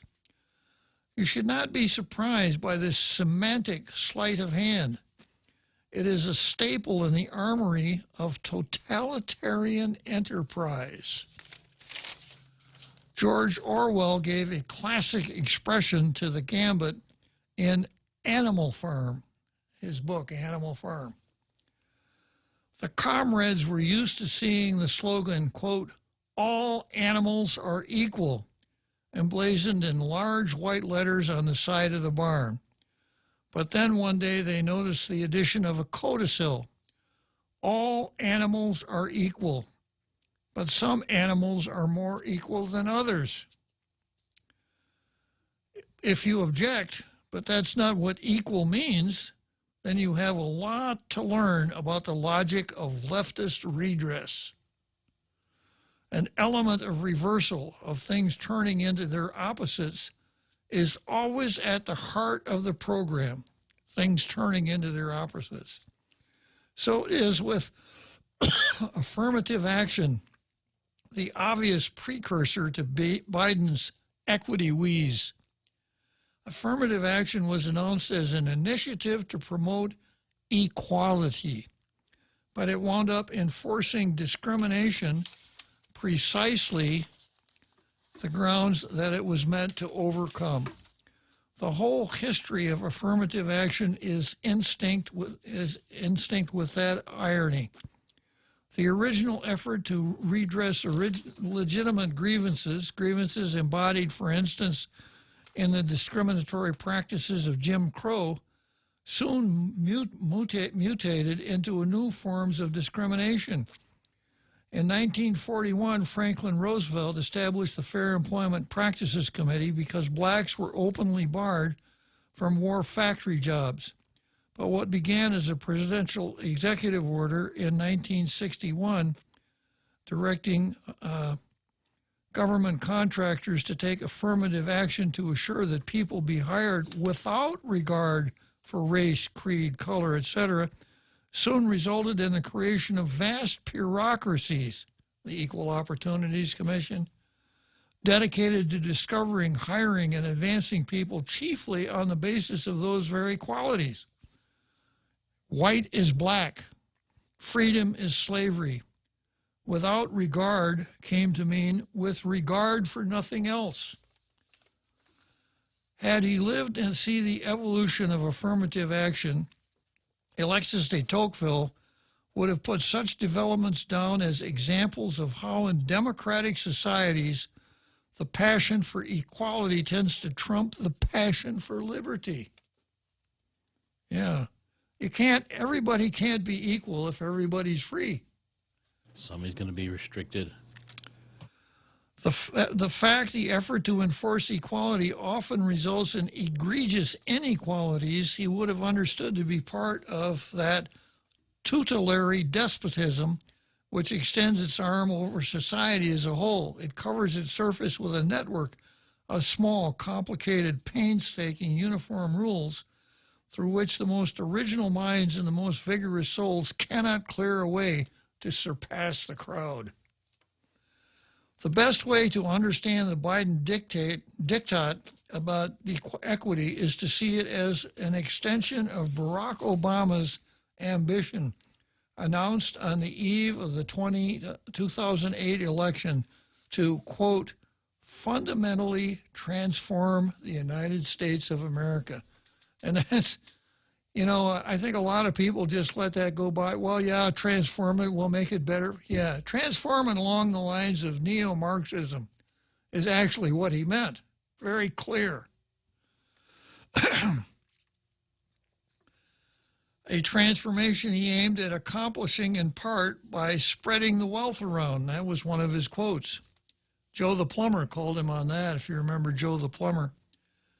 In his 2004 book, Who Are We?, Samuel Huntington enumerated the core principles of the American creed: liberty, equality, individualism, representative government, and private property. Biden's drive for equity, understood now as being partial to this week's designated victims groups, is profoundly at odds with that traditional ideal. Some well-meaning folks have hailed the advent of Joe Biden as the return of normality in American politics. I think it's another step on the road to the destruction or fundamental transformation of America. It would be pleasant to think that having left history's bloodiest century behind, we also left behind the passions that sparked the unprecedented carnage. But time and again, history has taught us that hunger to impose equality from on high is among mankind's most brutal passions. It is for this lesson I believe the philosopher David Stove was correct when he identified bloodthirstiness as a central ingredient in the psychology of egalitarianism. Socialism will be conquered to the extent that egalitarianism is conquered. In the meanwhile, I fear that Stove is correct, that very far from communism being dead, as some foolish people at present believe, we can confidently look forward to bigger and better Marx's, Lenin's, Stalin's, Mao's, Kim Il-sung's, Pol Pot's, Ceausescu's, Baader-Meinhof's, Shining Paths, and all the rest. This article really nails it. And, you know, this idea about egalitarianism being bloody, here's a good example of the communist idea of equity. And that's this slogan that I think everybody has heard. From each according to his ability, to each according to his needs. What could be fairer than that? We ask the most able people to do the most, and those people who are the most needy get something, right? From each according to his ability, to each according to his needs. And the communist explanation of that, the Marx explanation, is that when the communist revolution finally succeeds and we have a communist society, that the people will be so productive, the society will be so productive that everyone's needs can be satisfied. And that works really, really well, probably in somebody's Marx philosophy class, but it hasn't worked at all in real life. I've had the opportunity to visit the Soviet Union, and it just didn't work. And the former Soviet satellites, people that know satellites will tell you about what they referred to as the communist times. I don't know how many, our Carl has got the numbers down, how many people Stalin and Mao killed in the process of bringing about this utopia, but it's a lot of folks. So here we are now. You know, we have embraced cultural Marxism to a fare thee well, and we now think that equity is so important, much more important than equality. We've got to provide equity. And I have to, you know, once again explain my own situation here. I suppose my confession as to why I would be a racist under today's reckoning of what a racist is. And that is that I am not an anti-racist. And an anti-racist, I've explained before, an anti-racist is someone who buys into the 1619 theory that America was built on the backs of slaves, that the system is so flawed and the racism is so systemic that nothing could save it. We can't reform America. We've got to just junk it and start over again. Unless you embrace that, you are a racist. And I started out with these ideas that a racist is someone who has prejudice against people based on race. Stereotype, you embrace a stereotype attached to a particular race. You then prejudge members of that particular race like, well, he's white. He must be arrogant. He must be all of these things. He should try to be less white, right? Yeah.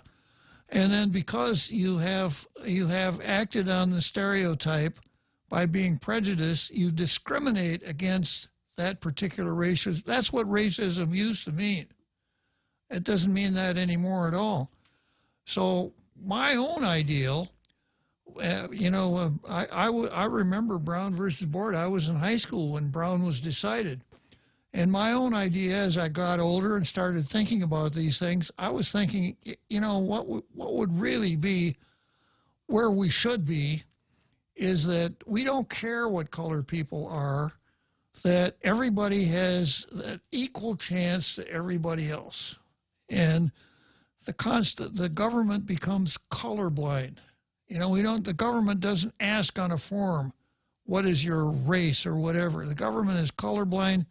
It treats everyone the same way. Now, if we had Robin DiAngelo here on Facebook, she'd say, clearly white supremacy, because this whole idea of colorblindness is just one more trick that the white supremacists use to oppress the oppressed minorities. But but that's the way it is. I mean, I would clearly be branded a racist according to the anti-racist, which means the critical race theory guys. And I hate to tell you this, but they're winning. They've almost won the game. You know, when you got the President of the United States coming out with this kind of garbage. And yesterday I read the pledge that sailors have to pledge. You know, all common sense has been tossed overboard, and we are embracing the neo-Marxist, cultural Marxist doctrine as fast as we can. And very few people are going to stand up against it, because one of the things that the communists are really good at is how to make people conform to their ideas. So if you stand up and say something like I just said, you run the risk of being canceled. Carl, I don't want to cancel you, so I'm going to stop talking here. We're going to go to Churchill Downs, and when we come back from Churchill Downs, we'll see if we can find the most dangerous man at the racetrack. 76 Circle K, the Subaki Tower, and Spa Ayalam bring you another staycation. We are celebrating Mom and all she does. Win a 2-night stay at the luxurious Subaki Tower, get pampered by Spa Ayalam, and enjoy a delicious lunch and dinner at Casa Oceano. All you have to do is purchase $35 or more in 76 fuel and enter to win a staycation fit for a mom. The more you gas, the more chances of winning. Visit 76CircleKGuam.com or any Circle K location for more information. Hey, big news! Now you can listen to The Point on radio.com. And radio.com gives you so much more. Local news stations give you what's going on in your community, yet national news from CBS, CNN, or Fox News Radio.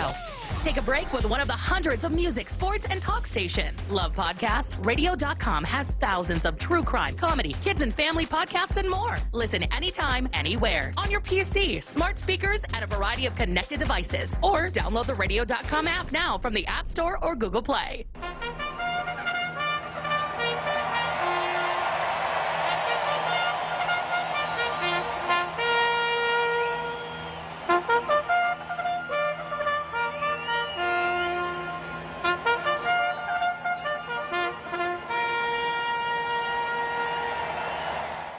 So here we are, Churchill Downs, Louisville, Kentucky, and as I'm poking around here waiting for the to start the home stretch, I spot this guy up in the grandstand wearing a trench coat and a snap brim hat, and it looks like there's a bulge over his heart, and that trench coat, like maybe he's carrying, I don't know, maybe he is, maybe he isn't, but no question about it.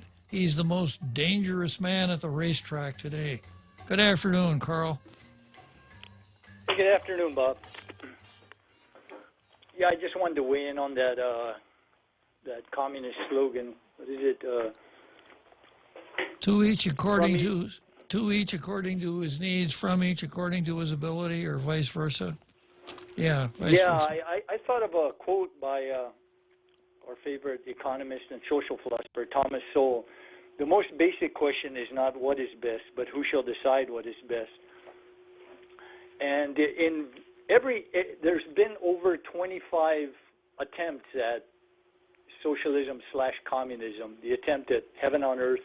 Every single one of them was started with the foundation of social justice. Every single one of them. That was their mission, their message to the people. If you bring us to power, we're going to make things right. But what happened is that in giving a small clique of leftist power to bring about this utopia, they inadvertently gave this clique power to establish totalitarianism. And in every single case, what ended up happening is that money flowed from the 1% of capitalists to the 1% of communists. And Stalin, when he was in power, he, in effect, I'll read a quote here. Joseph Stalin was the richest man in the world in his time. He essentially owned the entire Soviet Union. And Putin, now the big scandal that's come out is these pictures of these massive mansions and palaces owned by Putin. Just massive, just ornate, beautiful mansions. And in Venezuela, when Hugo Chavez died of cancer, his estimated net worth was well north of $1 billion. Wow.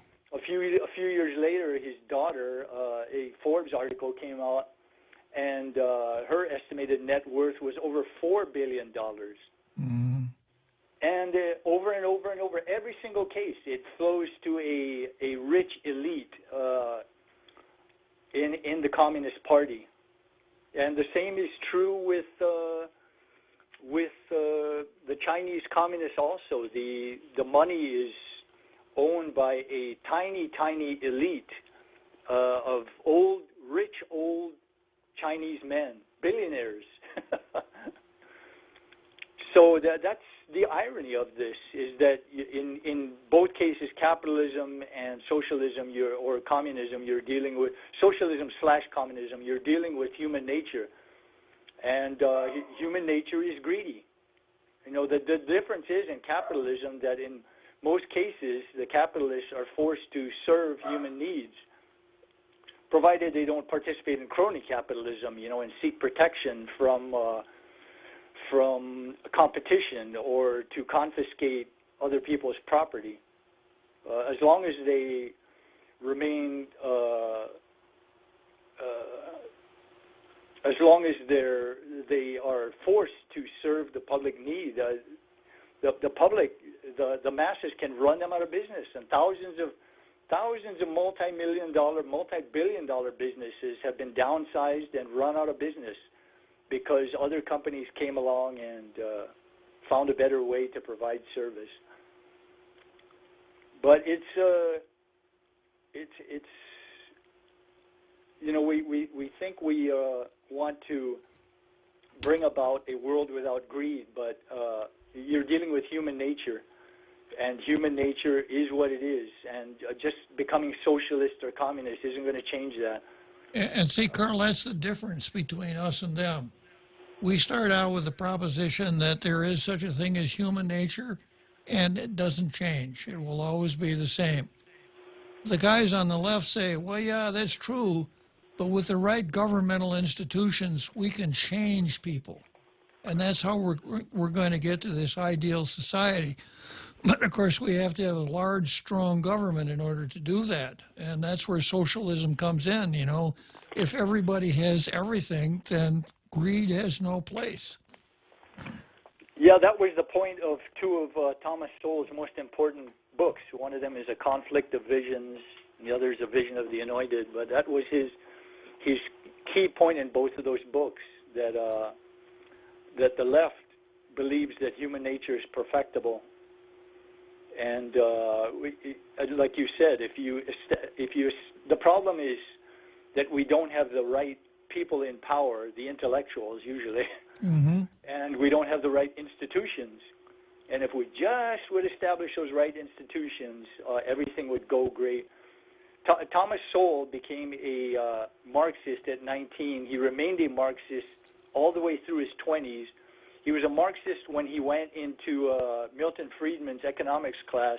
He was a Marxist when he came out of Milton Friedman's class. But what converted him was that... Sorry, Carl, but we got to say goodbye to Thomas one more time here. We're at the end of the show. But, I'll be bringing up Thomas Sowell in the future. Yeah, we can talk about him tomorrow, okay? All right, will do. See you later, Carl. Bye-bye.